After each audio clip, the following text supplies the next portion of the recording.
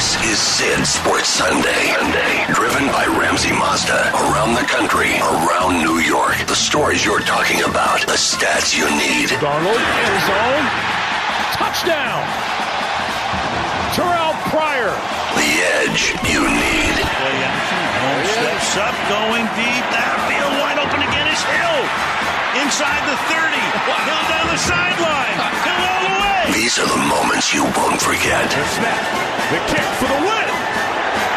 It's good. Dolphins win in overtime.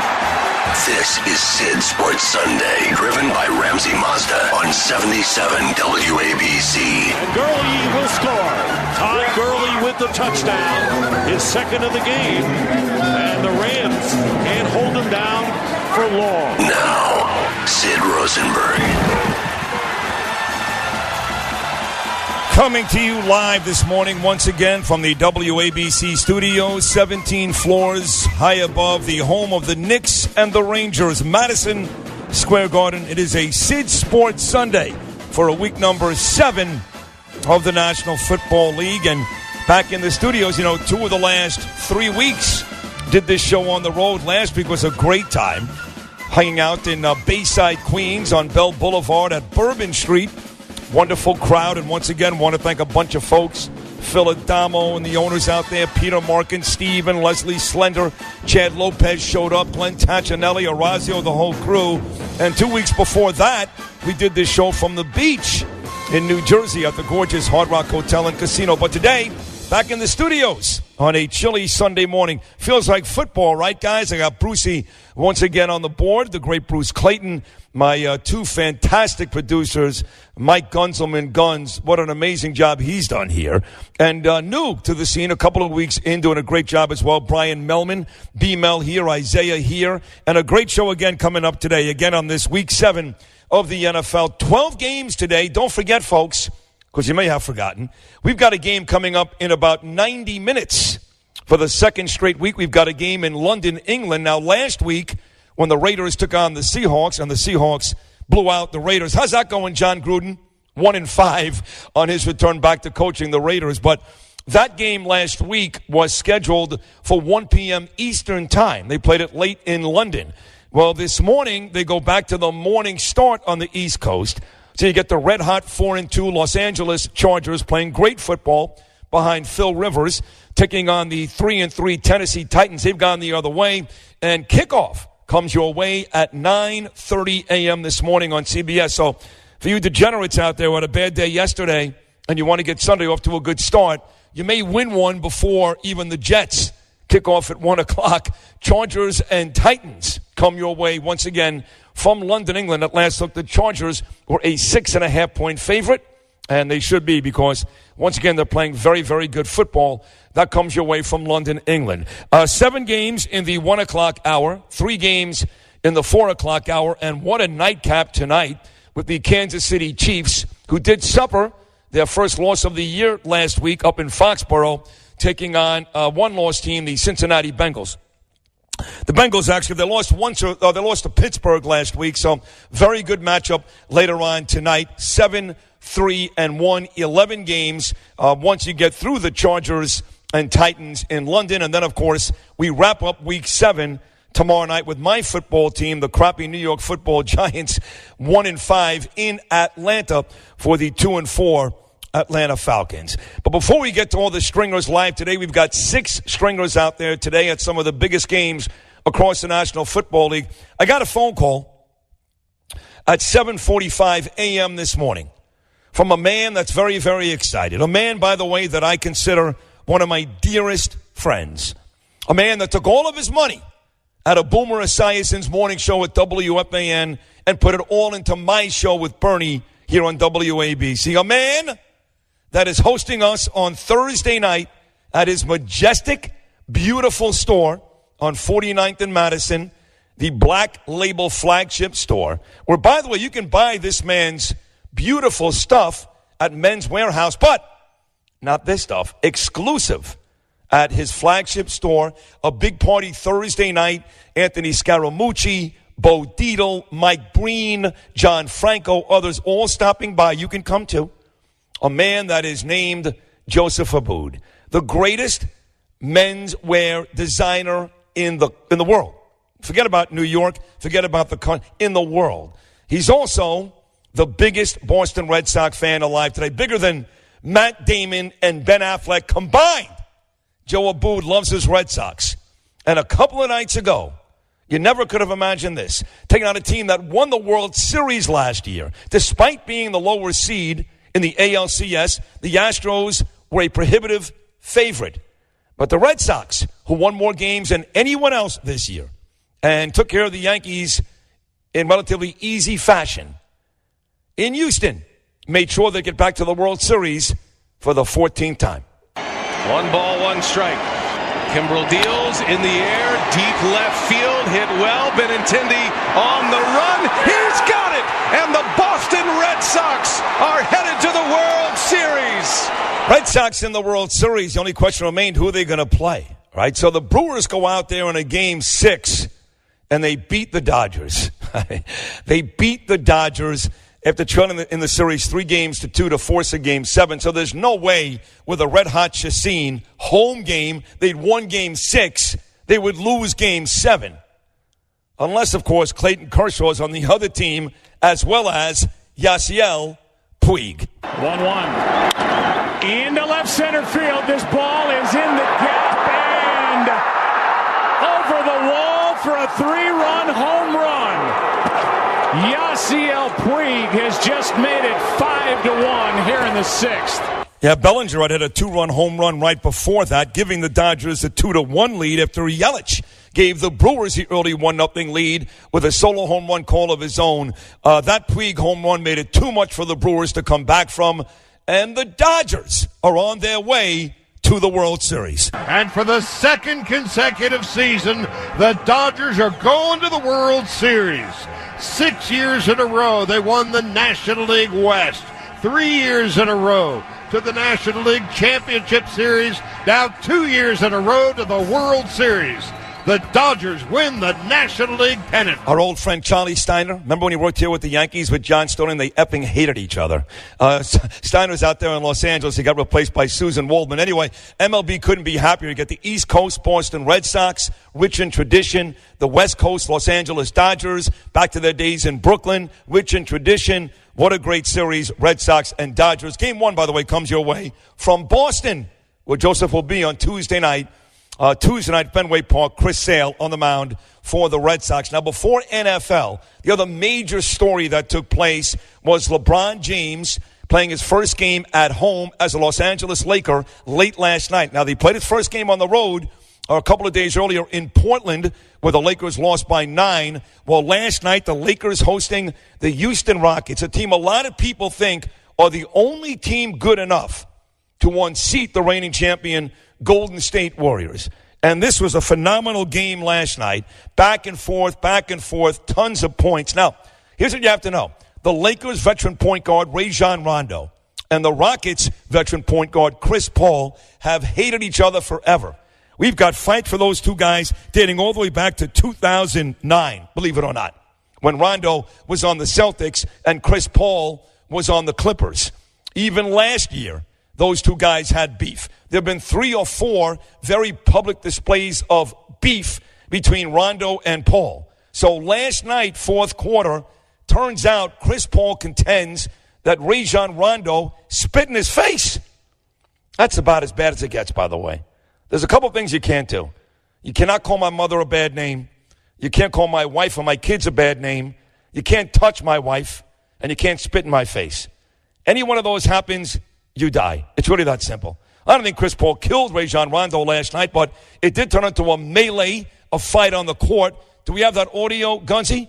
Let's go back. Fourth quarter, tight game, first home game for LeBron, and next thing you know, they're duking it out at center court. It's hot now. Paul punches a throw. Paul and Rondo throwing punches. Ingram comes in. He's throwing punches. Security trying to separate. So are some of the teammates. There's going to be suspensions for this one as Rondo immediately heads back to the locker room. Ingram still jawing. Carmelo Anthony still jawing. In the end, it turns out that Paul, once again, is sure Rondo spits in his face. Rondo denies it.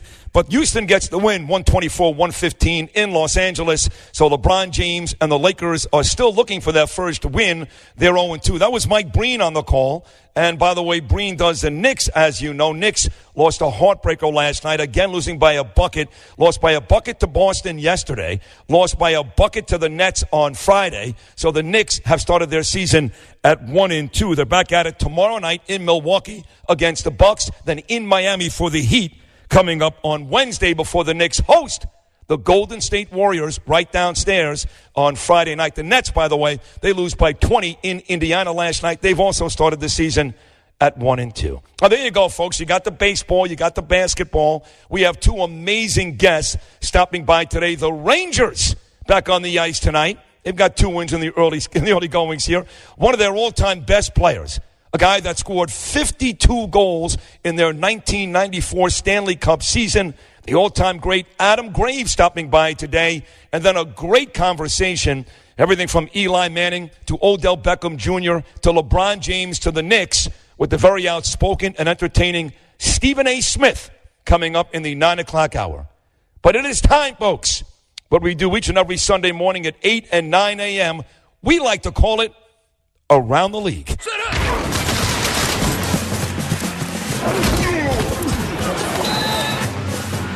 Around the League brought to you today by Pete Morgan and my dear friends at Peerless Boilers.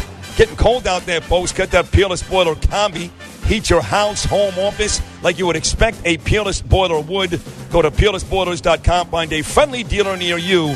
Once again, Peerless builds America's best boilers. Game 1, the Jets. Oh, look out. The Jets are red hot. 3 consecutive games at home. They've won the first 2. Today becomes the 3rd in a row, hosting the 3-2-1 Minnesota Vikings, and some bad blood maybe between Vikings quarterback Kirk Cousins, who turned down the Jets and $90 million to go to Minnesota. It's the 3-3 Jets hosting the 3-2-1 Minnesota Vikings. Peter Schwartz, former WFAN, now CBS, at MetLife Stadium for the Vikings and the Jets. Good morning, Peter.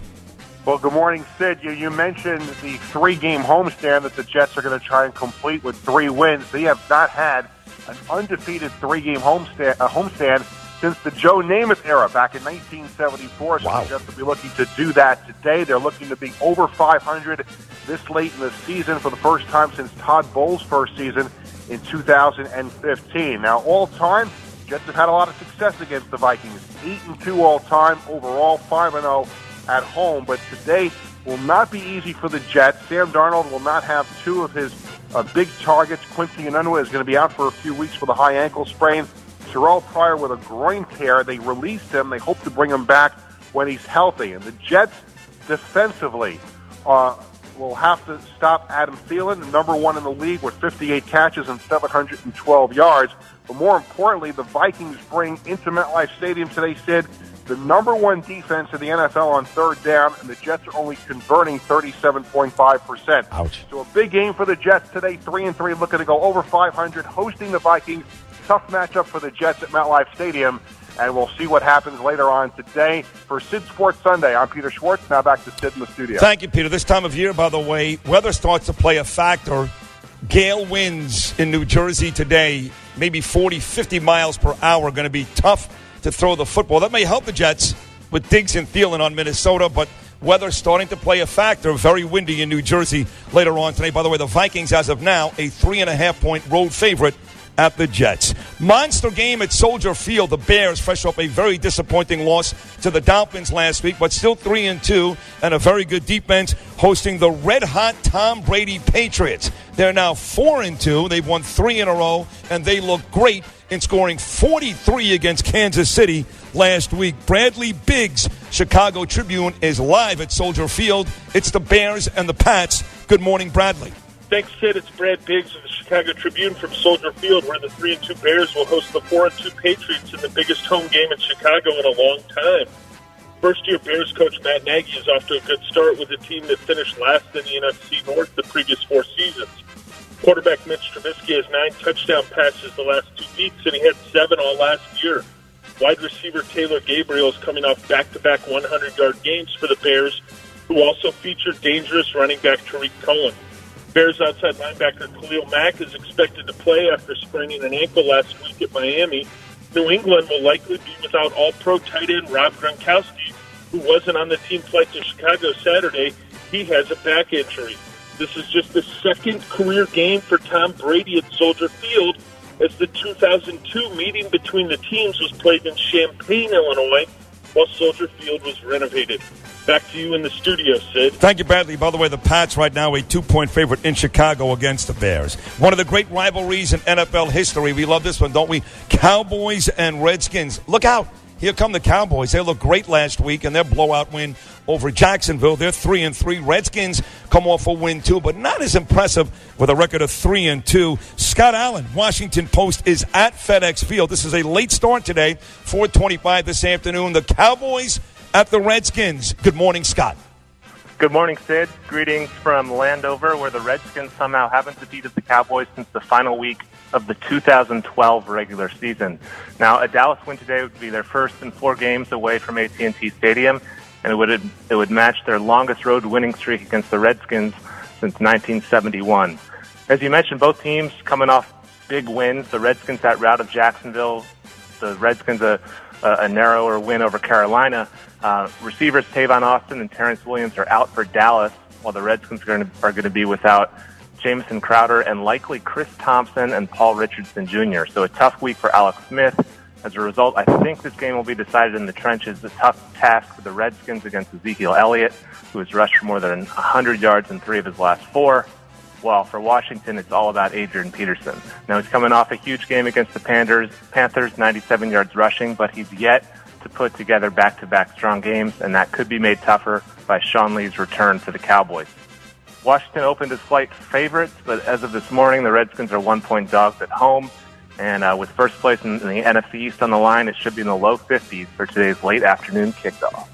Back to you in the studio, Sid. Thank you, Scott. Your first place on the line. Dallas, obviously the Redskins get the win at 4-2. They'd own sole possession. If Dallas wins, they'd go to 4-3. But there's another team that has a chance to go to 4-3 inside the NFC East today, and that's the Eagles, who look more like Super Bowl champs when they took apart my Giants last week, and they're hosting Carolina, now 3-2, fresh off a disappointing loss. One of the best sports guys around the country, Philadelphia Eagles reporter, my good friend Harry Mays at Lincoln Financial Field. It's the Panthers at the Eagles, and Harry, how about this matchup, Cam Newton versus Carson Wentz? Oh, it's going to be a good one, Sid. The 3-3 Eagles, as you said, hot off a key divisional beating of those stinking New York Giants. Calm down. Host the 3-2 Panthers, who are looking to bounce back from a disappointing loss in Washington. Now, the Eagles with some injuries on their O-line last week, but they look to have Jason Peters back at left tackle after suffering a partially torn bicep last week. And right tackle Lane Johnson is dealing with an ankle but expected to play. Linebackers DJ Alexander and Nathan Gary are out for the Eagles, along with safety Corey Graham, cornerback Sidney Jones, and running back Darren Sproles. Haloti Ngata is questionable with a calf. Now the Panthers, they'll be without rookie linebacker Andre Smith. Eagles are going to need to contain the versatile Christian McCaffrey, who's averaging a tick under 5 yards per rush, and is actually 9th among backs with 587 all-purpose yards. The Eagles may shadow McCaffrey with their speedy rookie safety Avonte Maddox. Now, the Eagles utilized former Ohio State quarterback wide receiver Braxton Miller this week as he played the role of Cam Newton on the Eagles scout team. Cam is completing 65.9% of his passes this season, which is a career high.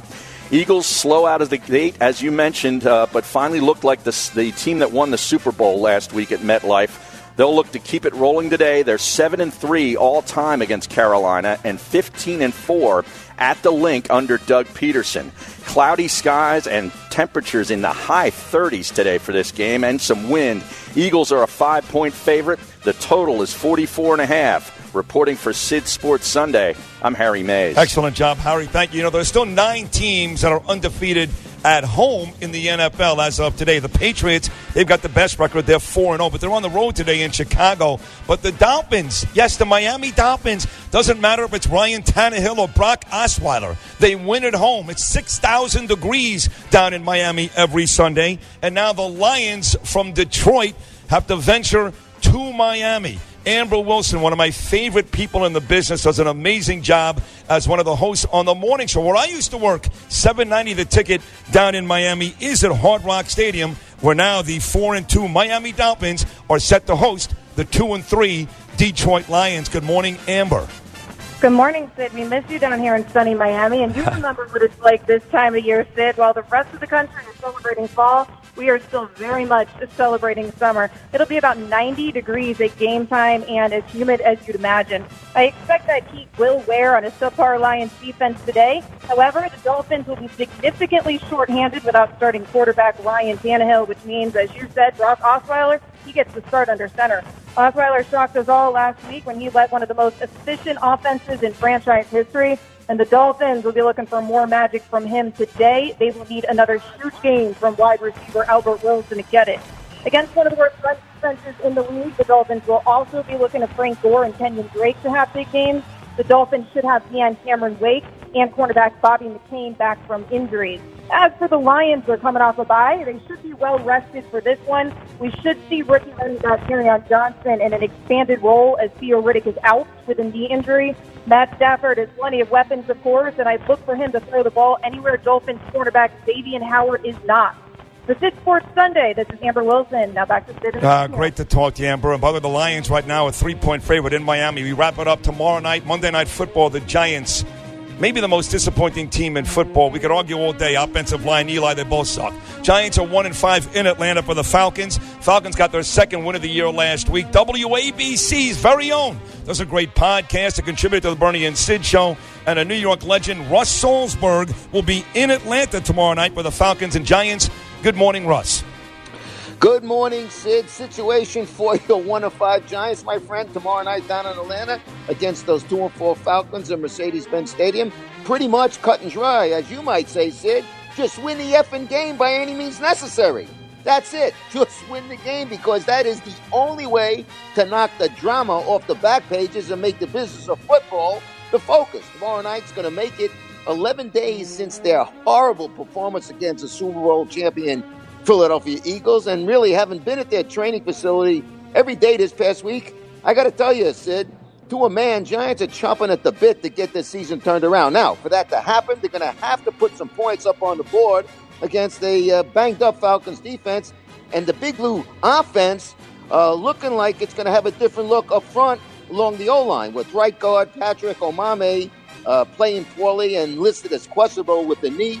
Center John Greco could slide over to guard, with Spencer Pulley moving into the center position. Or they could have Greco staying put at center and have Pulley slotted in at guard. Either way, though, bottom line is this. Eli Manning must be given protection and time to look for receivers downfield instead of looking at oncoming pass rushes in his face at the snap of the ball. As for the nonstop drama surrounding the Giants, the media took ridiculousness to a new level this week, with headlines being made of Odell Beckham's remark saying he doesn't like water. Just silly. But the best thing Odell can do right now is heed owner John Mara's advice. Less talk, more play. For Sid Sports Sunday, I'm Russ Salzberg. Sid Powell, back to you. All right, Russ, great job. We'll take a short break. Don't forget New York Ranger legend Adam Graves stopping by this hour. The very entertaining Stephen A. Smith next hour, plus more updates. College football, NBA, you get it all, folks. Ain't no better show in the city than Sid Sports Sunday. And we'll be back right after these short messages.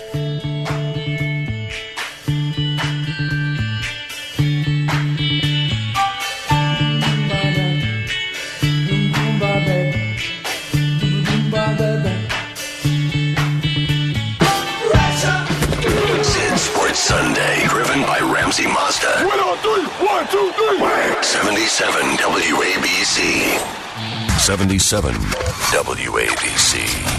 Let's go! Don't miss a minute of Sid Sports Sunday, driven by Ramsey Mazda. Get him on demand when you want it. Let's go! It's time to play! OGPodcastNetwork.com and WABCRadio.com. Back here on Sid Sports Sunday. Don't forget Adam Graves and Stephen A. Smith coming your way, plus live updates from 6 of the biggest games around the NFL for a week 7. This is, of course, our time for fantasy football. Brandon Lee does a great job on this show each and every week. She's everywhere. The Athletic, CBS as well, ESPN, NFL.com, I should say. Her work is everywhere because she's terrific. By the way, that game in London kicks off in about an hour. 4-2 Chargers taking on the 3-3 Tennessee Titans. No Melvin Gordon for Los Angeles today. Austin Eckler may be the guy getting a ton of those snaps. Keep an eye on that. No Melvin Gordon for Phil Rivers in London coming up in about an hour. One of the big games today, though, has the Eagles hosting Carolina later on today. Panthers tight end Greg Olsen, when he's right, he's one of the best in football. But is he right? And if he is right, are the Eagles the right team to kind of find it against? Brandon, what do you think? Is this a good week for Greg Olsen against the Eagles? Thanks for having me, Sid. As always, I'm so excited and very bummed about the Melvin Gordon news. Absolutely. Yeah, I think what's very interesting about this is that Greg Olsen's first game back, he actually played in 98% of the team's offensive snaps, so they must believe that he is back. The only tight ends that played in more of their team snaps were Rob Gronkowski and Zach Ertz. So you'd think he's back. It was only 4 catches for 48 yards, but listen, 4 catches is still a good sign, especially when you're playing with Cam Newton, who's not exactly known for his passing. So hopefully this is a good game. But yeah, listen, the tight end position is really tough this year, so you have to play him, especially in a very favorable matchup. In fact, it's the best matchup for the Panthers against the Eagles. Hey, let me talk about the Lions. They had the bye week last week. They played well the couple of weeks before, going into Miami, where it's very, very hot. Amber Wilson just told me it'll be about 100 degrees real feel against a Dolphin team that's unbeaten at home. How does that bode for Lions quarterback Matthew Stafford in a fantasy start today? Yeah, very interesting. The Dolphins are top 10 in terms of defending against the quarterbacks, wide receivers, and tight ends. The best matchup is actually at running back. Theo Riddick has been ruled out. It's going to be Kerryon Johnson taking on the bulk of his snaps. So, and I say Theo Riddick snaps because they're still going to have LeGarrette Blount there. Blount's probably going to steal at least some carries, if not a goal line carry there, and everyone's going to get very frustrated. But Kerryon Johnson's averaging 5.7 yards per carry. So I'm a little more interested in him than anyone else. But listen, when you got Golden Tate, when you got Kenny Golladay, when you got Marvin Jones Jr., there's a possibility of touchdowns for sure. Both Kenny Golladay and Marvin Jones have a touchdown in each of their in 3 of their last 4 games, which is a lot of touchdowns. And Golden Tate is on pace for over 1,300 yards this season. Wow. 2 more we'll let you run. Brandon Lee, of course, our fantasy expert, does a great job on Sid Sports Sunday. Jacksonville and Cleveland today. Now, Jacksonville acquired Carlos Hyde this week in a trade because Leonard Fournette is still hurt. And Cleveland got rid of him, so that means the rookie running back out of Georgia, Nick Chubbs, will get the carries for Baker Mayfield. Hyde in Jacksonville, Chubbs in Cleveland. What about those 2 guys? Oh, what a disaster. Oh, Jacksonville's running back situation just got terrible. We're getting conflicting reports here about whether or not Carlos Hyde is going to play. He had about 2 days to get used to the Jacksonville system. He's a running back. That's not as imperative, but there's a possibility he plays. If he does, it's difficult to start Yeldon or Carlos Hyde. And by the way, a lot of us, myself included, were depending on TJ Yeldon this entire time. So it's a little frustrating. So there's a possibility that they both become very difficult to trust. But stay tuned for the news, you guys. Up until kickoff, that game is not at 9:30, thankfully. And then as far as Nick Chubb is concerned, the Tampa Bay Bucs can't stop anyone. So I don't know how you don't start everyone that is going to touch the field as a Brown this week.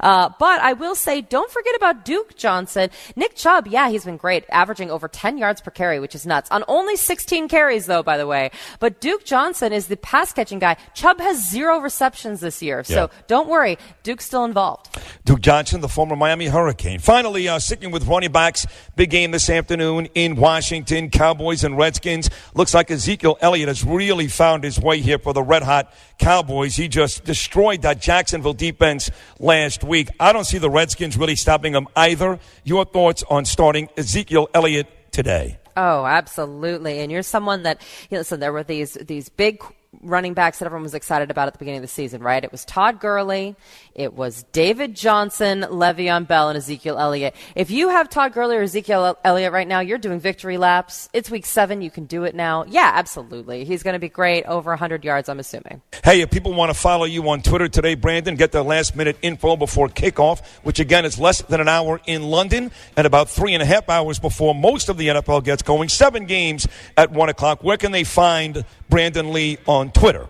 Absolutely. It's at Brandon Her FFB. Brandon Her FFB. And, of course, you can read Brandon's work in The Athletic and NFL.com as well. But most importantly, does a great job here every Sunday. Brandon, thank you so much. Enjoy the football. Thank you. You too. All right. We'll take a short break. When we get back, Rangers are about 7 games in. They won a couple of games this week. Finally, one of the all-time Ranger greats, 52 goals in that Stanley Cup 1994 season, skating alongside Mark Messier. The great number 9, Adam Graves, talks Rangers now and Rangers then. We talk to Gravy on Sid Sports Sunday, right after these short messages.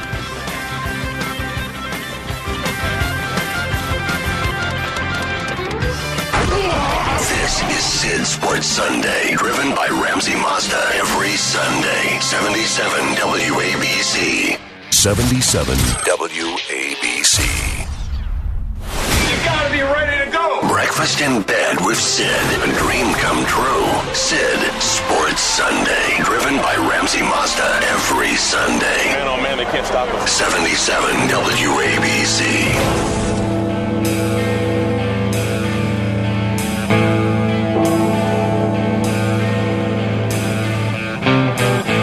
Back on Sid Sports Sunday, and every now and then we get a really, really special guest on the program. Not somebody necessarily talking about this week's football games or the World Series coming up or the early season for the Knicks. My guest today is really one of the all-time greats. His number 9 hangs in the rafters at Madison Square Garden. His 52-goal season back in 1994, which led the Rangers to a Stanley Cup, will never be forgotten by Ranger fans like me and millions of others. Over 300 career goals, the all-time great Adam Graves. How are you? Great to be here, Sid. Fantastic. Nice to have you. Good to see you again.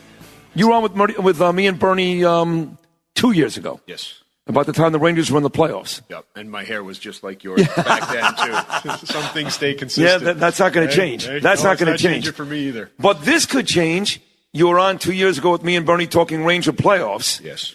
How many more years will it be before you're back on with me and Bernie talking Ranger playoffs? Well, certainly with number 30 in net, you have a chance to win every night. And I think you've seen that through the first 6-7 games. The exciting part for me is seeing some of these young guys, whether it's Hedel or Anderson, who's had a great start in Hartford, and you're going to be seeing him later in the year, or Howden, the start he's had.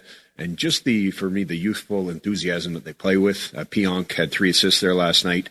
And for me, that experience and playing with guys like Kreider who play hard, Zuccarello, they have great examples out there. Brady Shea's a veteran. He's 23 years old. So I think there's a lot to be excited about. But in the meantime, you have one of the all-time greats in net that's going to give you a chance to win every night. And this team is going to compete, and they're going to compete hard. And just around the corner, you have the Keandre Millers are going to be coming in, Lundqvist, Kravtsov, who's playing over in Europe. So there's a long list of young, top-notch prospects that are right around the corner. But don't you need, Adam, and I'll go back to your days with the Rangers, don't you need a mix of that young talent, which the Rangers have, there's no question, and the veteran guys? I mean, one thing, and maybe the league has changed just a little bit. I don't think it has. When Neil Smith built your team, for example, he brought in the Messiers, later on the Gretzkys, the Graves, the McTavishes, the Tikanens, to add on to some of the younger talent, the Steve Larmers, to add on to some of the young talent as well. You kind of need a mix of both, and at this point, the Rangers don't really have that veteran go-to guy. Well, again, and some of those guys that you're talking about that were brought in, whether it was McTavish or Tick or some of these players, Kevin Lowe, they were brought in to put us over the top when we were, at that point where we really thought we could contend for a Stanley Cup. And certainly we've had a great run here over the last 12 years and had to turn that page in the last couple of years because we started to get a little bit older. Now we have to get younger. But you want to make sure that you're surrounding these young guys with real character guys and guys that are good in the dressing room. Like Shattenkirk is a real good guy. I'm glad you mentioned him. He was on this show. He was on this show 2 weeks ago. Yeah. He's a New Rochelle guy, New York guy. He was on this show 2 weeks ago. Then he gets benched. Yeah. He gets scratched, a healthy scratch. Then he comes back, scores a game-winning goal in overtime.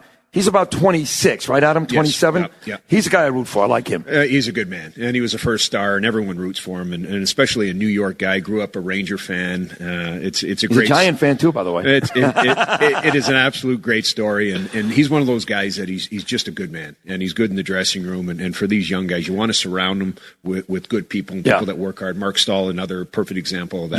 Yes. And that's the way you win with character. Number 9, the great Adam Graves. Number retired, all those great years with the Rangers, won the Stanley Cup. Look, when Mike Keenan was here, Keenan won. He was a prick. You're not going to say it. I'm going to say it. Everybody hated him. He's no good. But he found a way to win a Stanley Cup with you guys. This guy comes in from Boston College, this young guy. I'm not saying he's Mike Keenan, but even Shadia said to me, this guy's tough, man. He breaks up balls every single day. That's what these young guys need?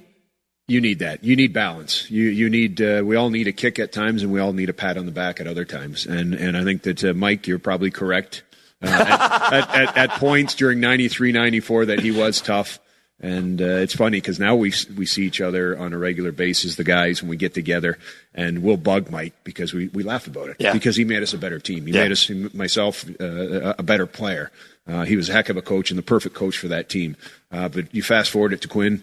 His reputation out of BU is nothing short of outstanding. His communication skills, he'll push the team, but he's a hard worker, and he's one of those guys. He's one of those coaches that's going to outwork his players. And when you have that, and you have a great staff like he has, I think that you're going to get the most out of these young guys, and especially because they're young, you have to teach. Yeah. You have to be in the video room. You have to be analyzing all ends of their game. And at different times, you got to poke them and push them in that. But that's what a coach's job is, and he's going to do that. Now, you mentioned number 30. You look at the all-time great Rangers. You had Mike Richter in the Nets, won a Stanley Cup, obviously. Most of the great Rangers we talk about were involved with Stanley Cups. He went to one. Henrik lost to the Los Angeles Kings, got close a couple of times. When it's all said and done, and it's coming soon, the fact that he never won the big one, and quite frankly, I love Lundqvist, one of the great, he was not great in that series against Los Angeles. They're going to hold that against him a little. Is that fair that he hasn't won the big one? So is he really a great Ranger? For me, just outstanding. I mean, his 13 years, his body of work is ridiculous what he's done in the Nets, and some of the stops that he's made over the years, and consistent in the runs that he's had, especially after Christmas, where he'd play 40 in a row and just be lights out every Okay, then put it on the line right now, Adam Graves. You're not a guy that beats around the bush. Tomorrow's Game 7. You're still playing. Number 9 is still out there.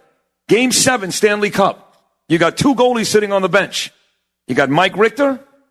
You got Lundqvist. Well, that's Mike. That's Mike. I played with Mike. Hey, Mike's my boy. It's funny. I asked. But I will tell you that Henrik is a goalie for the generations. Yeah. He is just a tremendous athlete. He is so competitive. He keeps himself in unbelievable shape. And I still think he has a few great years. Probably does. I asked Lawrence Taylor a couple of weeks ago on this same show, too, would you rather have Phil Simms or Eli Manning? And he said Phil, because that was my guy. Yeah. I played with Phil. That's loyalty. So you played with Messier and Gretzky in both Edmonton and here in New York, right? So what was the biggest difference between two guys that are deservedly ranked in the top 5 greatest players of all time? Well, certainly when you talk about Wayne Gretzky, and I was lucky enough to play with him here in New York for 3 years. I often kid that he had to play with me, so he thought about retirement. Right. It wasn't easy. But I'll never forget my first game in Detroit. I was playing for the Detroit Red Wings. I didn't happen to play that game. Detroit was out in L.A. It was the first game that Gretzky was in L.A. And wow. I'll never Melrose. And I'll never forget sitting up and watching as a fan. Although I was on Detroit, I was a healthy scratch as a young kid, and I was like, "Oh my goodness!" You see him on TV and you see what he does. And I was here when he had 5 assists in a game and played against him, and you couldn't stop him. And then, of course, to play with Mess. I mean, Mess could beat you so many ways. I mean, he was so. I never played with a player that respected. Or was so mentally tough as Mark was. The bigger the game, and he could play any way you wanted. You could play with the elbows, you could play with the fists, you could play with the skates, you could play with the passing, the shooting. He could play any way you wanted to play, and a true champion. So To go through your career, and I started my career in Detroit. I played with Stevie Y. Pretty good. Yari Curry. I was spoiled. Yeah, I played you were. with so many great players. Teemu Selanne in San Jose. Right. I mean, some of the all-time greats, but you know what? They all had that special it. And those two guys in particular, that's why they're in top, the top guys ever. You're very humble, by the way, because you're that great player. You mentioned the other guys you played with. You were in Detroit for a couple of years. I think you get dealt. There was a big trade. Jimmy Carson, I think, and Peter Klima, all those guys. Yes. Then you go to Edmonton, and then you sign here in 91. Did you get big money in 91 when you signed with the Rangers, or not really? I was Group 2. It was because of the CBA, it no longer exists. But at that time, it was obviously anytime you're getting paid to play a sport, you're pretty lucky. Right. But for me, I was lucky. It was a great contract. And Neil Smith had drafted me in Detroit, and then he got the job as a general manager. And we won a Calder Cup together in the American League, so it all came together. It came together. Right. The most difficult part of that whole thing was training camp. They didn't know who the compensation was going to be going back to Edmonton. So I was playing with guys, and they weren't sure. They had talked about Louis DeBrusque and Stephen Rice, who ended up getting traded for Mark. Right. And it ended up being Troy Millette was the compensation, and what a good guy he is. Yeah. But you're also playing with them in training camp, and they don't know if they're going to be the compensation 2 weeks later. It was kind of a little bit. Rough. It was rough. It was an uncomfortable position to be in. I'm sure. And then I got to tell you, when they did trade you at the end, and I think you got traded for Samuelson to San Jose. Is that right? Yep. I know my Adam Grace history, baby. I was sad. I mean, I knew it was over. And by the way, you went on to score 26 goals in the next 2 years in San Jose. You got a 17 and a 9. You weren't done, but I was sad. I remember the end was near. Yeah, but it was, when messed up, they went to Vancouver. I know he came back, but you leave, you go to San Jose, and whenever any of the guys left, Leachy, whenever any of the guys left, it really became a sad day for New York sports fans.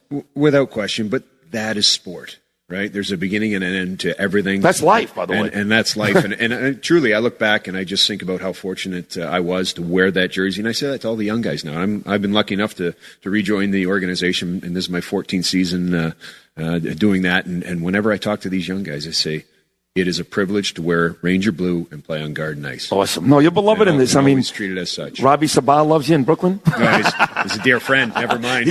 He went to Poly Prep with me, so he's a great friend. But and he's got the same do as us. Yes, he does. But you are still beloved to this day, and I think these kids on the Rangers understand that when you win in this town, whether you're the Jets, Giants, Knicks, or Rangers, and you know this, there's nothing like it. So. That's got to be extra fire for these kids. Look, they're 2-4-1. They're going to face Calgary later on tonight. They looked very rough the first couple of games. They played much better the last couple of games. So there is reason for hope. What do you think when it's all said and done this year is a realistic expectation this year? Maybe in the future they really come along, but what's this year's expectations? I think to compete, to get better, and try to get into the playoffs. Every year you play. It's regardless of your age or where you're at as an organization, your goal is to get into the Stanley Cup playoffs, and then every team has an opportunity to win. Look at LA, right? That year they went as the 8th seed, and they went all the way. And I mean, that was one of the great runs in the history of the National Hockey League. And because there's so much parity, you get a hot goalie. Look out! Look out! Look out! So on the way out, let me ask you this: you're a Toronto kid, right? Born in Toronto? Yes. Okay. I know you work with the Rangers. You're a Ranger fan. What about Austin Matthews and John Tavares playing together back home in Toronto? Well, the excitement in Toronto is ridiculous, and you see that team, and to watch them play, they are exciting to watch. They're like Lakers Showtime. They are exciting, and I'll tell you, I have so many good friends that want to talk Leaf hockey all the time. I say, sorry, I bleed a different color blue. Good, thank God for that. Tell me, Adam, about the Junior Rangers Rookie Series. There's a learn-to-play program. There's two things I want to talk about. The Junior Rangers Rookie Series and this ticket plan where I can pick a game against the Maple Leafs or the Islanders or whoever I want. The Devils are undefeated, by the way. Tell me about those two things. Well, the pick plan is it's really cool because you get tickets. You can pick different places in the building. So if you want to go up on the bridge, try it one time, and then maybe you go down into section 105, 17 rows up. You can pick different points in the building or places in the building. So you can pick sections and games. And games and places and whatever you like, then maybe you can get them more long term so you get a better feel. Like I always say, I love sitting up on the bridge because the game is so easy up there. 100%. My vision up there is so much better than it was on the ice. Right. So certainly the pick plan is a great opportunity, and just go to the Rangers website, NewYorkRangers.com, and you'll find that there. And what about the Junior Rangers Rookie Series? Again, learn to play. You're a guy that appreciates growing up in Toronto, young guys learning how to play this game. How does that work? Well, we were talking about it, you and I, just about opportunity to put a stick in your hand and play hockey, whether it's in the street or on the ice. And now we have 12,000 kids in these programs. And it starts with Try Hockey for Free, where families come out with parents and family. We put a stick in their hand. We lend them equipment. They try it. If they like it, then they can go to the Learn to Play program, which is about $190, $195. You get a full set of equipment and 12 weeks of instruction with our hockey development team. And then after that, then we have a rookie league. So it's fantastic, and the kids love it. And for me, it's a journey, and there's no end game. It's not about, hey, someday playing on Garden. Great, like a Shattenkirk, fantastic story. But for me, it's all the lessons that hockey teaches you, and what greater tool, with these about being part of a team and respect and all these different things that as parents you want your kids to learn, than being part of a hockey team. And certainly the Rangers, and wearing that uniform, they become Junior Rangers. I will say this, I'm a fan of every sport. I'm a diehard Giant fan, love football. Met fan, love baseball. Knick fan, love basketball. For some reason, hockey guys, and I know a lot of you guys, funny with a lot of you guys, you're the best guys. I don't know if it's you stay out of trouble, you seem to have your heads on straight. I don't know, I can't really put my finger on it.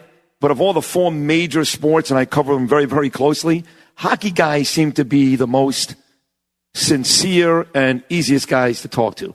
Is that fair to say, you think? Or why is that? Well, for me, I've been lucky. I see so many great people, so I've been spoiled. When you're hanging out with John Starks, there's not too many people better than John. I think there's good people in all walks of life. I grew up a policeman's son, and I know that's who I admired the most was my dad and policeman. But for me, the best part of hockey is all the people you get to meet along the way. And certainly people within the game are terrific. And second to none, as you said. What's a better hockey movie, Slapshot or Youngblood? Depends on who you ask. What's more accurate? You guys, a lot of guys are still piss drunk when they play, like Paul Newman? Oh, I'll tell you what. You ask any old-time hockey player, they know every line in that. Every line in that movie. The Hanson brothers were great, right? An absolute classic. And I've been so lucky because of, obviously, the opportunity of playing in the NHL and certainly in New York. I've gotten to meet the Carlson brothers, and I've got many pictures that hang on the wall at home. So it's terrific. That is awesome.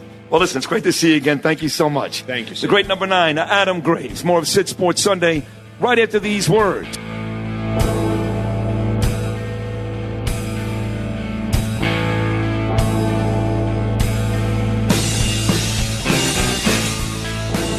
This is Sid Sports Sunday, driven by Ramsey Mazda. Gotta love it, baby. This is Sid Sports Sunday, driven by Ramsey Mazda. Sid Rosenberg, the stories, the stats, the edge. First down, 50 seconds. Brady, deep down the sideline. He goes for Gronkowski. He has it. The moments. Rodgers to the other side, and he does it. My, oh my, Equanimous St. Brown. Every Sunday. I wish he would create the headlines by his play on the field as opposed to what he says and does off the field. I think he needs to do a little more playing, a little less talking. This is Sid Sports Sunday, driven by Ramsey Mazda on 77 WABC. Roethlisberger lets it fly. Oh, Antonio Brown is gone! Touchdown! The Pittsburgh Steelers! Brilliant! Now, Sid Rosenberg. Chilly morning here in New York City. I hopped on the 1 train on 103rd and West End at about 6 o'clock this morning. It was 42 degrees. Feels like football. Love this time of year. And for folks driving out to New Jersey right now to see if the Jets can get their 3rd straight win at home over the Vikings. Tough game coming up in about 4 hours. Should be a beautiful day here in the Northeast. It's week 7 of the NFL. 1 game in the books. The Broncos did take apart the Arizona Cardinals on Thursday night. And we've got 1 game starting in about 27 minutes in London this morning. The red-hot 4-2 Los Angeles Chargers taking on the 3-3 Tennessee Titans. So if you guys have forgotten, you want to get some action in early, first game of the day starts literally in 27 minutes in London, England. Danny B is coming up this segment. He's been red-hot, doing a great job dbwings.com. Going to reset the other big sports stories before we hit the six stringers we've got placed around the big games in the NFL this morning. The World Series is all set. The Dodgers got a huge road win last night. Kershaw pitches great home runs from Bellinger and Puig, and they beat the Brewers on the road. So starting Tuesday night, Fenway Park in Boston, the World Series. It's a East Coast versus a West Coast World Series. The Boston Red Sox taking on the, of course, Los Angeles Dodgers. LeBron James yet to win one yet with the Lakers. Lost game one in Portland a couple of nights ago. Last night they lose again by 9 to the Houston Rockets, a game marred by a fight on the court. Chris Paul contending that Rajon Rondo spit in his face. Those two have had a rough history together now for years, dating all the way back to 2009. Well, it got ugly again last night, and in the end, LeBron is now 0-2 as a Laker. The Knicks, they lost a tough one to Boston. They're 1-2. The Nets are also 1-2. And Ohio State, the Buckeyes, the number 2 team in the country, got their asses kicked in Purdue last night by the Boilermakers. They're gone. Alabama remains unbelievable. They've outscored opponents by 134 points in the first quarter alone, and at one point yesterday led Tennessee 28-0 10 minutes in. And Michigan, that is a very big win for Michigan against Michigan State. Looks like Jimmy Harbaugh's got Michigan on the right track. And how about this date? November 3rd, write it down. November 3rd, LSU versus Alabama. Anyway, we call this Around the League, your chance to go to different stadiums across the country. Around the League brought to you by my dear friend Pete Morgan and the fine folks at Peerless Boilers. Get yourself a Peerless Boiler Combi today before the real cold weather hits. Nobody heats your home or business like Peerless Boilers. Find your friendly dealer near you today at peerlessboilers.com. Game 1 in New Jersey. The Jets looking for their 3rd straight home win, taking on a very tough Minnesota team, and the Jets beat up on both sides of the football. Former WFAN, now CBS guy Peter Schwartz, live at MetLife for the Jets and Vikings. Good morning, Peter. Good morning, Sid. And the Jets have turned the page on that 3-game losing streak after their season-opening win, back to 500 at 3-3 as they get set to host the Vikings, looking to complete a 3-game homestand with 3 straight wins, but won't be easy against this Vikings team. And the big storyline today is Kirk Cousins coming to MetLife Stadium. Of course, the Jets in the offseason offered Cousins a guaranteed $90 million contract. He turned it down, signed with the Vikings. The Jets went ahead, moved up in the draft, and drafted Sam Darnold. So the Jets are happy with where they are at this point. As for Cousins facing a Jets defense, 2nd in the NFL, Sid, with 15 takeaways, including 11 interceptions, something to look for today. Offensively, the Jets will look to fix some red zone issues. Jason Myers was the AFC Special Teams Player of the Week last week. 7 field goals. 5 of them came after the Jets had gotten into the red zone, so the Jets want to try and turn some of those field goals into touchdowns. Won't be easy today without Quincy Enunwa, out for a few weeks with a high ankle sprain. Terrell Pryor, a torn groin. He was released. They hope to bring him back when he's healthy. So it's the Jets and Vikings, 1 o'clock kickoff at MetLife Stadium this afternoon. For Sid Sports Sunday, I'm Peter Schwartz. Now back to Sid in the Thank you, Peter. My sister Ray Sherry reminding me that LSU-Alabama game. Yes, Ray Sherry, it's on your birthday, and I love you. And Albert, too. Hey, another big game today up at Soldier Field in Chicago. The Pats, they're hot now. They've won 3 straight. Tom Brady looks great. Bears come up with a disappointing loss to Miami. They're still 3-2 with that great defense. Bradley Briggs of the Chicago Tribune is at Soldier Field for the Bears and Patriots. Good morning, Bradley. Thanks, Sid. It's Brad Biggs of the Chicago Tribune at Soldier Field, where the 3-2 Bears host the 4-2 Patriots in the biggest game along the lakefront in Chicago since 2014. The Bears are looking to bounce back after a fourth quarter and overtime collapse last week at Miami against a Patriots team that is averaging 40 points per game in their last 3. First-year Bears coach Matt Nagy has overhauled Chicago's offense, and quarterback Mitch Trubisky has 9 touchdown passes in the last 2 games. Bears running back Tariq Cohen is a multi-dimensional threat, and wide receiver Taylor Gabriel has been a featured target with back-to-back 100-yard games. New England is expected to be without tight end Rob Gronkowski, who caught 3 touchdown passes in the last meeting between teams 4 years ago at Foxborough. He has a bad back and wasn't on the team flight to Chicago Saturday. The Bears have to get their pass rush going. After recording 18 sacks in the first 4 games, they were shut out in their loss to the Dolphins. Outside linebacker Khalil Mack, who has a sprained right ankle, should play.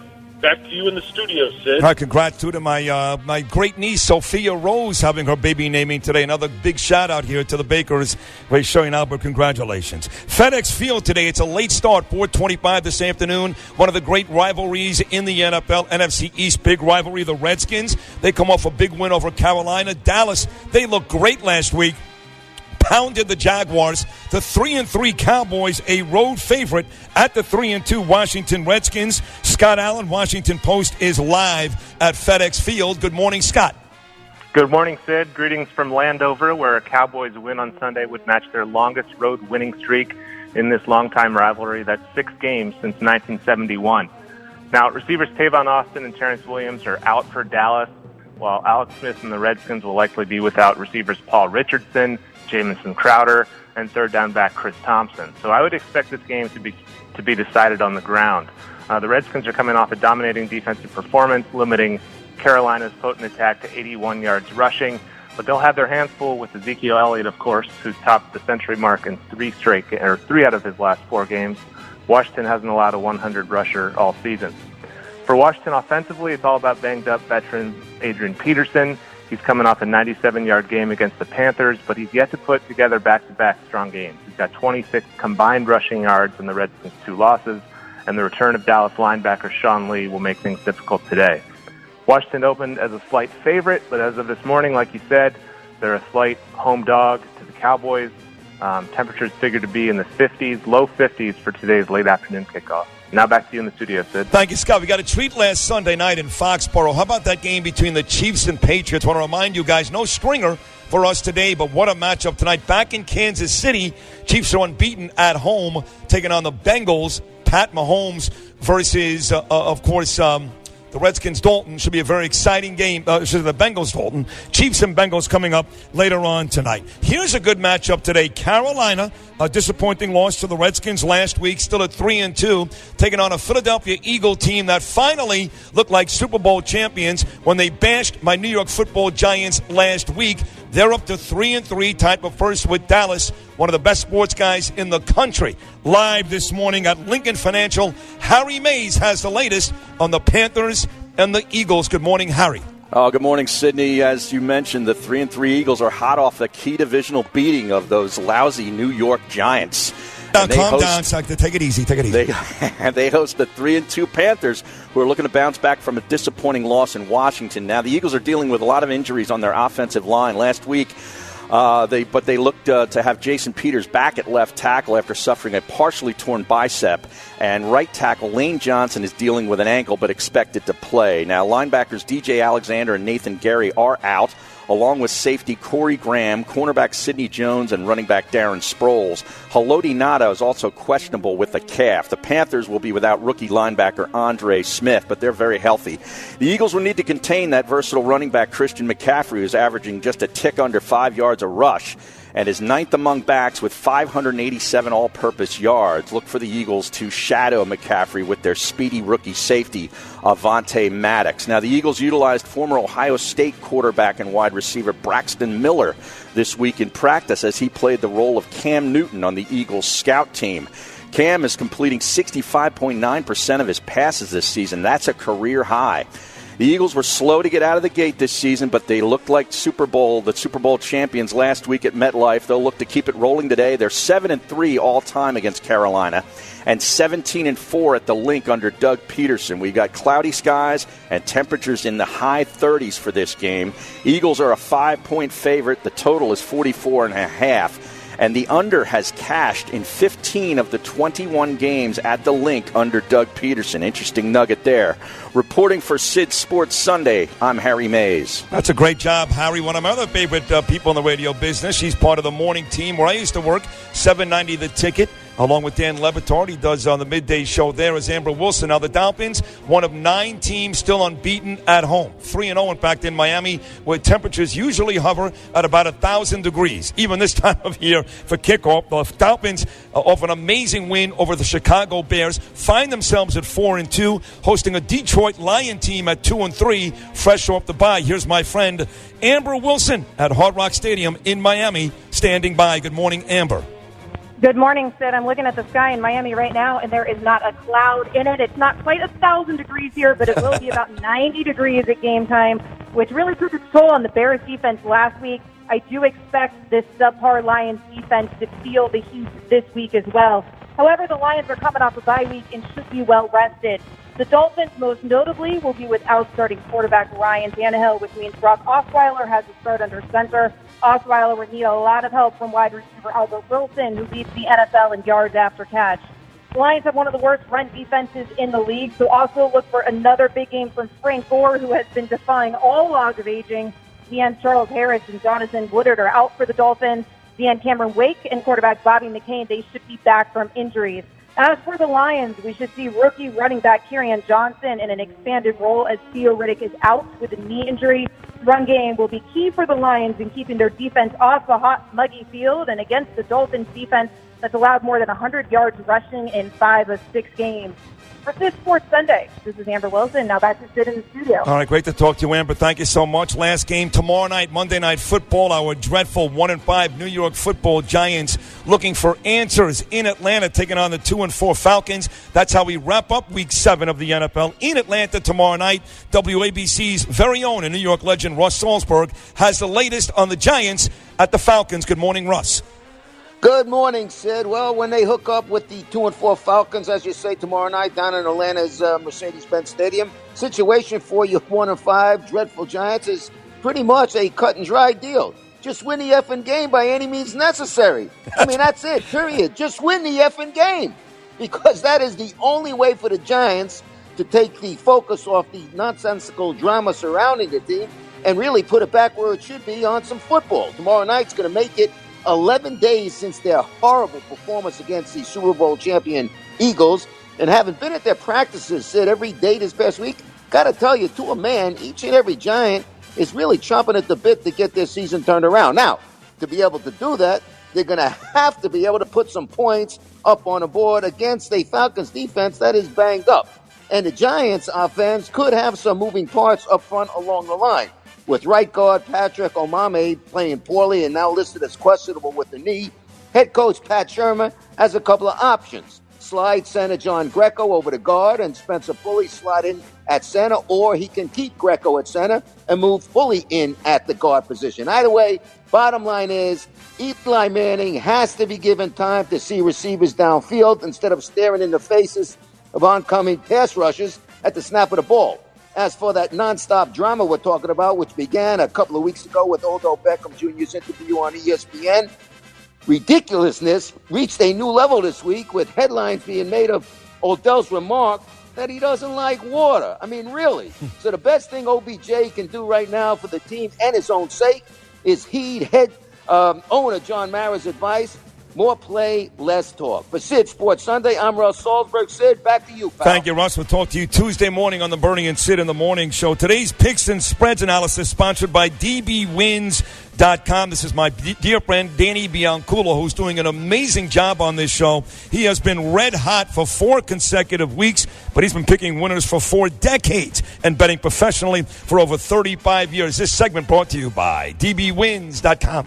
This segment is sponsored by DBWins.com. All right, Danny, you've been on fire, to say the least. I know you're talking to me from across the river today, Hoboken, New Jersey.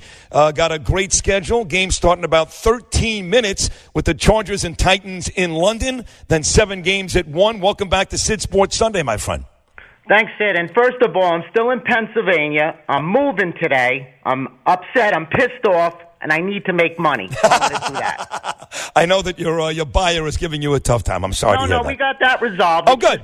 I'm finding memorabilia everywhere, Sid. I just stepped on Mickey Mantle's face. Oh, my God. I told you, any Mets, Yankees, Knicks, Giants, just give it to me. My office here looks a lot better since you dropped off all that stuff a month ago. I'm not sure Rita Cosby loves it, but I love it, so thank you. I got a lot of stuff. I'm going to donate some stuff. We got to figure it out. I got way too much. Beautiful stuff, Steiner Sports, Mounted Memories, all the good stuff. Now, let's get to game one. It starts here in a few minutes. Last night on Twitter, now the line's been compromised already.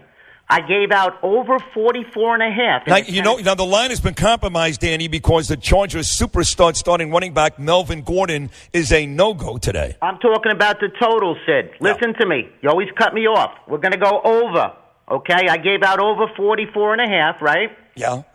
Now it's up to 46. It's been compromised a little bit, but I want everybody, if they can, to go over the total ASAP. Is that like the over the total 40 you gave me yesterday, Michigan State? Oh, you're going to bust chops now, huh? You still want to bet against the Red Sox, Sidney? No, so you like the over. A lot of folks, Danny, and again, you're great. You had 3 picks last week nobody else liked, and you hit them right on the head. But a lot of folks like the under in London coming up in about 10 minutes. Well, go ahead. Bet it. Do what you got to do. They want excitement over there. Those English guys, girls, they want to see points. They don't want to see no boring NFL football. They want to see points, and they're going to see it this morning. All right, game one, Danny tells you to take the over now up to about 46. Chargers and Titans, that game set to kick off in about 10 minutes from London, England. How about game number 2? I'm going to go with Jacksonville. They played like crap last weekend. I went against them last Sunday, at Dallas. I told you that. I like them, but I want you to buy it down to 3. It's at 3.5. They're playing Houston. Houston's playing good ball, granted. But today, Jacksonville, they turn it back around, buy them down to -3, Sidney. I like that pick. They've been brutal the last couple of weeks, and I think you're right. I think a team like Houston, they can turn it around. Danny B, dbwins.com, telling you to take the over, Chargers, Titans, lay the points, but buy it to 3 with Jacksonville, Houston later on today. Before we get to pick 3, Danny, your record on this show has been impeccable the last month, and yet you're still saving your best plays for the guys that call your great service. So with that said, send out that phone number right now. Absolutely, Sid. It's 1-800-308-9003. Very easy to remember, 800-308-9003. Anybody that calls today, I'm going to give you my best bets today, right through the week, 8 days of best bets. Starting today, right through next Sunday, week 8, you get 8 days of my best bets, 1-800-308-9003. Now, there's going to be games that I'm not mentioning on your show. I still have 3 more picks. Maybe I'm even going to – I got a teaser for you. They've been doing fine, right, the teasers? They've been doing great. Yeah, they win every week. Well, this is what you're going to do. Listen to me very carefully. All right. I want you to take Washington +1 up to +8, okay? I bet against my Cowboys. You know that. I want you to take Washington to +8 and over 34. So you're going to take the number from 41. You tease it down to 34. You got Washington now grabbing 8 points to over 34 points. I see some points in this game. I see both of those running backs getting 100-plus yards today. All right, fair enough. Pick number 4. And by the way, Danny B, these 8 straight days of picks, does that include Red Sox and Dodger World Series picks? Everything. Basketball, hockey, tennis, cricket, whatever. Cricket. Rollerblade, anything you want, I got it right here. Stock, you want stock tips? I'll give it to you. There you go. Game number 4, Danny B at dbwins.com. All right, well, listen, this is probably going to be hard to chew, but I'm going against the Jets. They're playing good, but I like Minnesota today at a small number, -3. You know what? I can't argue that. Jets are beat up both sides of the ball, and they really can't stop. The secondary is completely beat up, and that may be the best 1-2 punch, Diggs and Thielen, in all of the NFL. So I'm with you. I think the Jets are in big trouble as well. Last one, Danny B, 5th and final pick. Let's go to the nightcap here, Sydney. We're going to go with Kansas City. They played great in a loss, and this is why it's important. When I told you last Sunday to buy down with the Patriots off of the 3.5, you got the push instead of the loss. So it's important to listen to me. So I want you to Take Kansas City tonight, minus the 6 points. This is a good team here. Very impressed with this young quarterback. Very impressed. By the way, they're one of only 9 teams still unbeaten at home. The Chiefs are 3-0. So, in review, Danny B says take the Chiefs, lay the 6 at home tonight over Cincinnati. He likes the Jaguars, buy it to 3 over Houston. Later on today, he likes the Vikings as a 3.5-point road favorite here against the Jets. No, minus 3. You want to buy that to 3? Okay. Keep me, Sydney. All right. Minus 3. Over in Chargers-Titans at about 46, coming up in about 8 minutes. Right. And then the teaser, take the Redskins and the over in their home effort against Dallas this afternoon. You miss me, sir? You miss me, I love don't you. I do. I miss you here. So your wife, your beautiful wife, your 2 great-looking little boys. Where are they? They're sleeping. I got bubble wrap everywhere. This is a mess right now. I'm hectic today. I'm excited. But next week, I'm home where I belong. North Jersey, pal. All right. Coming back home to the jungle. And you'll be here. Great job as always, Danny. Once again, check out all of his work. He's the best. Had an unbelievable month here at dbwins.com. We'll take a short break. When we get back, what really is the problem with the Giants? Is it Eli Manning? Is it Odell Beckham Jr.? Is it the offensive line? And what can you expect from the 0-2 LeBron James Los Angeles Lakers and the 1-2 New York Knicks? We discuss all of that with the very entertaining Stephen A. Smith right after these words.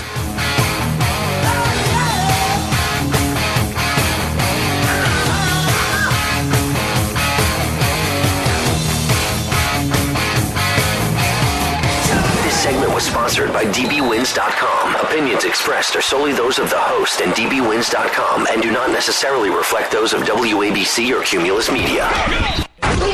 This is Sid Sports Sunday, driven by Ramsey Mazda every Sunday. 77 WABC. 77 WABC. Free Sid, free sports thinking on demand on the free WABC radio app.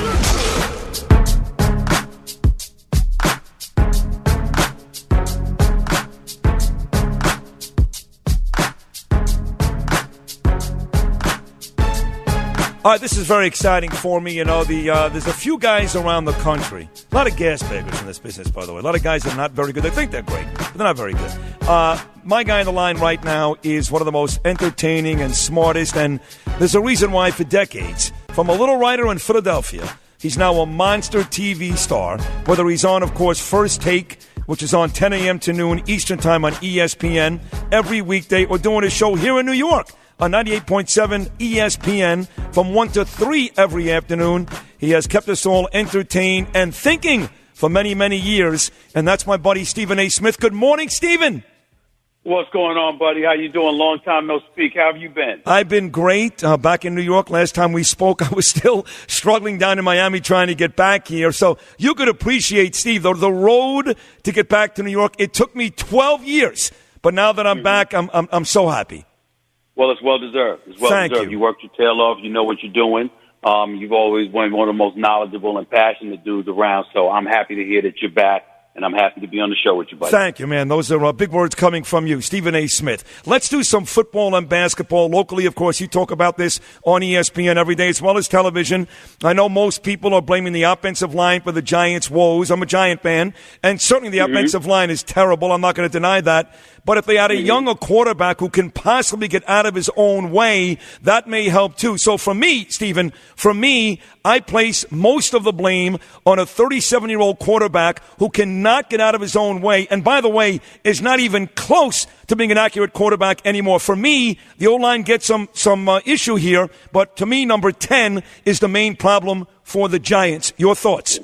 Well, I'm going to challenge you on that thinking, Sid, from this perspective. Number one, Eli Manning is a career 60% completion passer. This year, he was completing more than 70% of his passes up until a week ago. Well, let me stop you for a second. When you're throwing 2-yard passes to your running back out of the backfield, you're going to complete most of those, Steve. That's fair.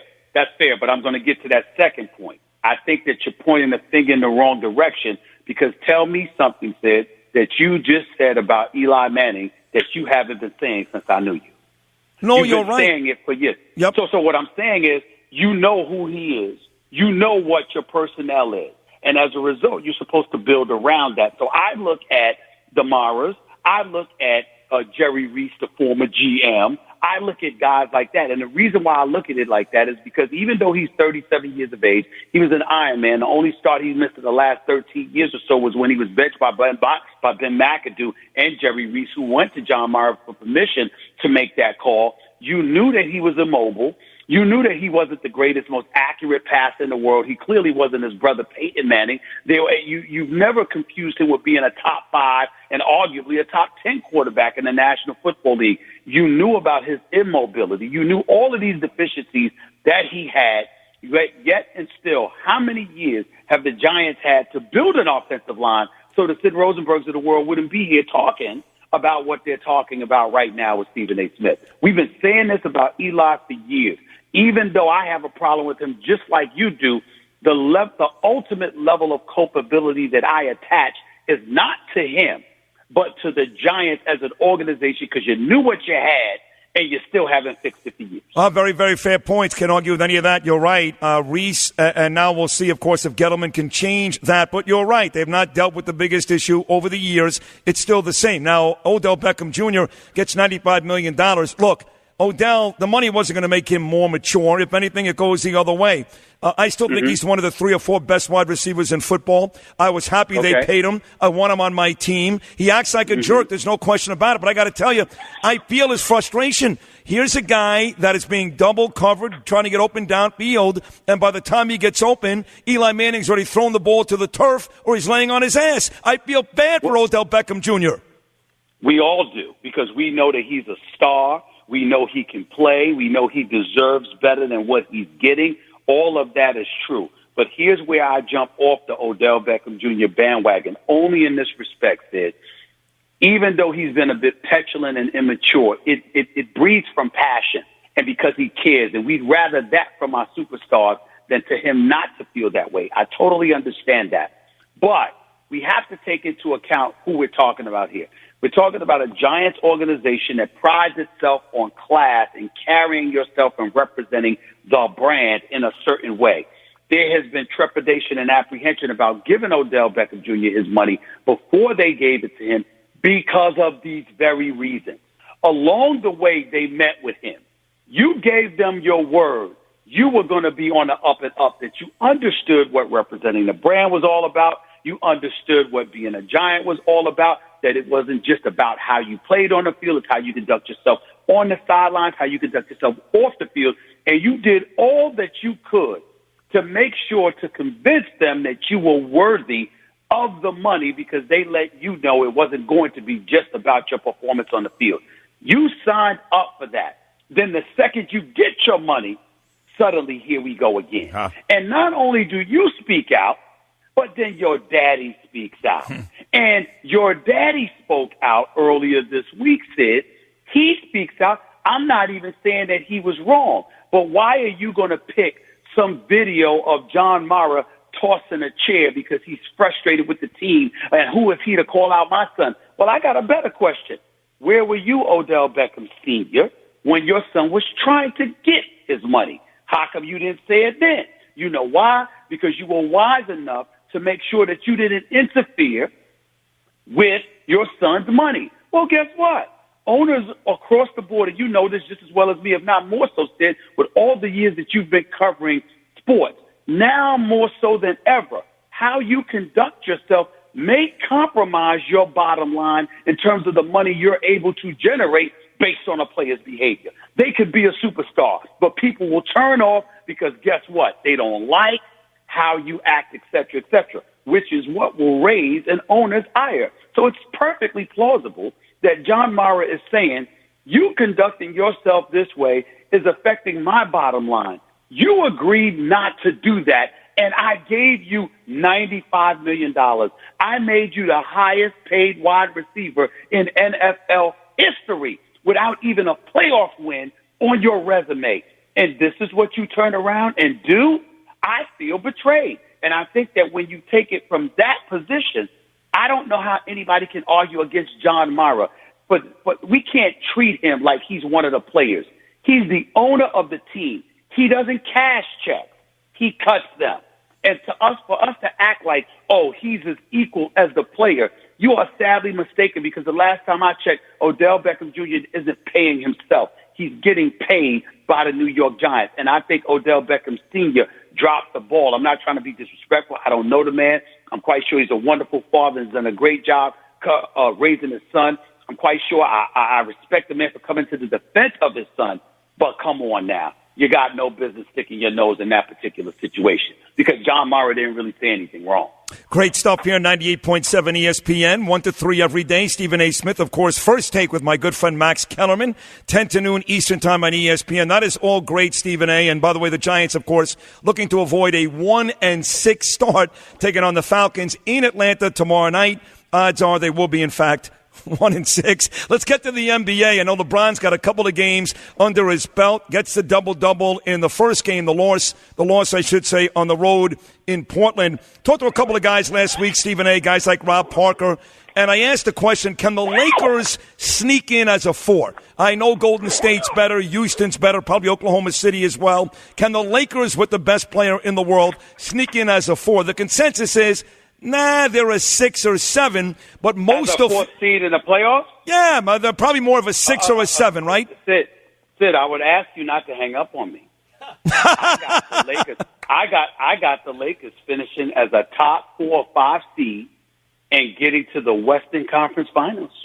Okay, so when I asked the question about being a 4 seed, then you don't think it's a crazy question? I don't think it's a crazy question at all because my whole point is this.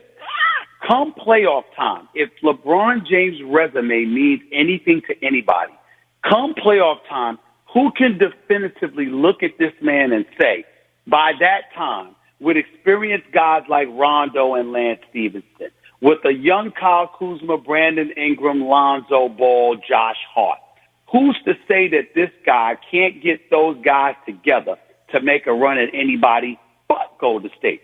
Houston is severely compromised defensively because Trevor Ariza and Luke Mbamute are both gone. And not only that, your quote-unquote defensive coordinator in Jeff Zillick has retired. So that leaves us to the devices of Mike D'Antoni, and we know how much he cares about defense. You got Oklahoma City that have a 3-headed monster in Russell Westbrook, Paul George, and Steven Adams, but not much else to speak of, even though you look at some of their young athletes, think it's promising. But come playoff time, we all know they're going to be on the bench because that's what coaches do to these guys. You got Utah, nice team, exceptionally well coached by Quinn Snyder, plays defense. Donovan Mitchell's a stud, but the collection of athletes on their squad, who are they? You've got teams like Denver. They're on the come up, but come on now. You look at Portland. We saw what happened against New Orleans. We look at New Orleans, Anthony Davis, Jrue Holiday. They are absolutely positively nothing to sneeze at, and that's something to pay attention to. But what could end up happening is that, again, who are you going to put your money on come playoff time? So I'm thinking it's not beyond the realm of comprehension to think that the Lakers could find themselves getting to the conference finals, especially if they get another shooter on their hands, which I think Magic Johnson and Rob Pelinka will do before the trading deadline. Could not agree more. Again, I think they're a top 4 team, too. I was told I'm crazy, but if Stephen A. Smith agrees, I'll take it any day of the week. Now, you mentioned Houston and how bad they are defensively, adding Carmelo Anthony. That doesn't help the defense, but do you think Carmelo will have a better season this year in Houston, Steve, than he did last year in Oklahoma City? I think he'll have a better season offensively because I think he's playing alongside Chris Paul, who I consider to be the greatest pure point guard of this generation. I think that when you look at Steph Curry, he's the greatest shooter we've ever seen. When you look at Russell Westbrook, he's the greatest athlete we've ever seen at the point guard spot. But when I think about Chris Paul, I'm thinking pure point guard, running a show, being a floor general and a basketball orchestrator. I don't believe there's anybody better than Chris Paul. And he's incredibly close to Carmelo Anthony. Carmelo Anthony will listen to him, and as a result, he'll be better for it. He'll get Carmelo Anthony the right kind of shot in the right spaces and the right positions, and you don't get to key on Carmelo the way that you did when he was a member of the New York Knicks or even before that with the Denver Nuggets. I think all of that bodes well for him.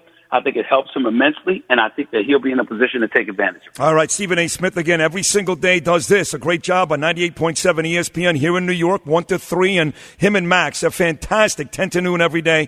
First Take ESPN. 2 more will let you run Eastern Conference. I know Boston is a class of the East. I wonder about teams like Philadelphia, who got killed, by the way, in Boston the first night of the season, or Toronto, now with Kawhi Leonard, who had a very good first game up in Toronto. Are those teams there, Stephen, or do you look at Boston as the clear odds-on favorite? Boston, to me, is the clear odds-on favorite, with Toronto a second, not too distant of a second, but distant enough. When I look at the Philadelphia 76ers, I have no faith whatsoever. Wow. Zero. Really? And here's why. You know, I'm watching the Philadelphia 76ers last year, and I'm looking at them shoot threes and run Miami out of the playoffs, and I'm thinking they could beat Boston. So I covered the Philadelphia 76ers Boston series in the Eastern Conference semifinals. And I watched the coach in Brett Brown do something that I've never seen done, Sid. I've never seen a coach blow 3 playoff games in my life.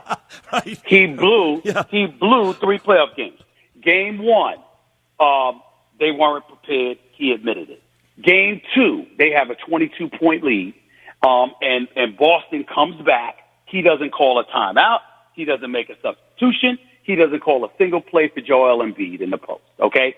Game 3, it's coming down to the wire. They got a chance to win the game. This guy has J.J. Redick playing point guard on a particular play.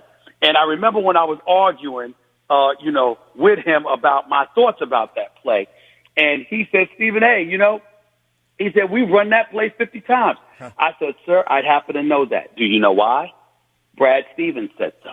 That's great. I said that's all you need to know. Right. The man knew exactly what you were going to do. And so my point is that he's a good coach.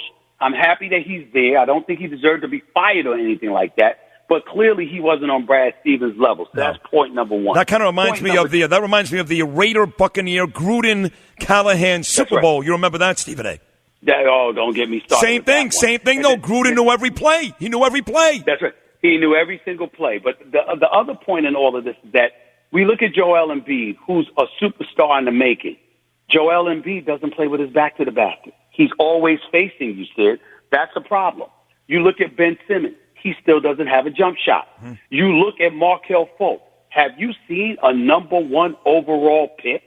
You understand? With these freakish kind of problems, I'm not talking about Kwame Brown, where the expectations were limited, but then he proved that they should have been limited. Right. I'm talking about a guy in Markelle Fultz where the expectations were good, and you find yourself scratching your head like, what the hell has happened to this guy? Yep. This is what we're talking about when we're talking about Markelle Fultz. And so I look at it from that standpoint, and I say to myself, excuse me, they were doomed a year ago. And here's how, more than a year ago, and here's how.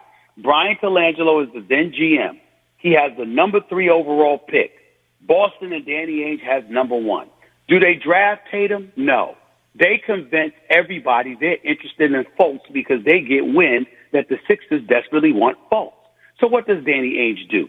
He hoodwinks Brian Colangelo into trading from the number 3 pick to the number 1 pick. They swap picks, and Danny Ainge also got a first-round pick from Brian Colangelo and still ended up with Jason Tatum because he knew Colangelo wanted Fultz. Right. And so you passed up on Fultz for Jason Tatum, who is a star in the making. Yep. And not only did you pass up on him, you gave up a first-round pick to do it for this guy, Fultz. As far as I'm concerned, it'll be the reason that the Sixers could not capture a championship because the Boston Celtics will be standing in their way for years to come, and it'll be because of that draft, because of that move before that draft. Well, you sold me. Okay, last one, Stephen. We'll stay local. I do my shows every day, Bernie and Sid in the morning, on this show from Madison Square Garden. We used to be here, by the way, 17 floors above the floor. Knickerbockers get the win night 1 against the Hawks. I know